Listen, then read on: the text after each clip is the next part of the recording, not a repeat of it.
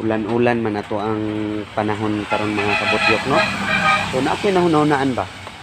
Murag lami man ikaon og champurado kung magulan-ulan. So tara, kuyoki ko ninyo kay magluto ta og champurado. So dara na dayon guys. Tuwa na dayong gibutang ang bahaw sa kaldero, tubigan, dayon ato ang pabukalon. So karon kay bukal-bukal naman siya guys. Kuha dayon ta og Milo. Uy. Milo ba ni? Sipyat siguro. Ay dara.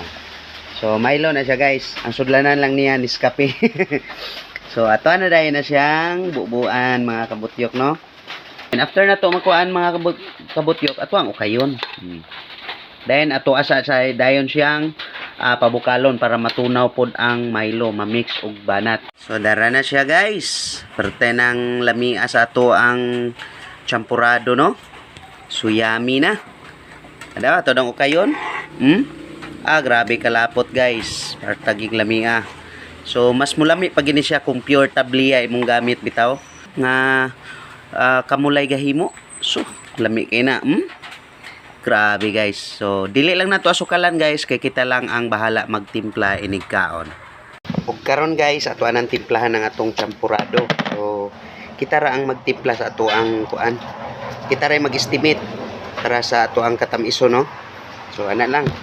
Naar sa inyo adayon ang option o unsaon ninyo pag timpla. Masindot man ang ato ang kaugalingong timpla bitaw ang ato ang masunod. Dili kay tasumhan, oh. Grabe. So perfect kayo sa maulan nga panahon guys, no? Kining champurado ba? So lami kay ni. Basta ulan-ulan ang panahon, no? Aso-aso pa, oh.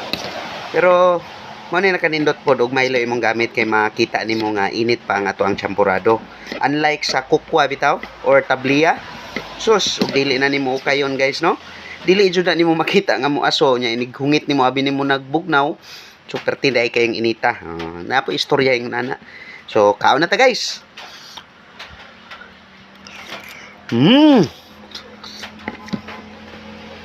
Grabe ka perfect guys. Lami kayo.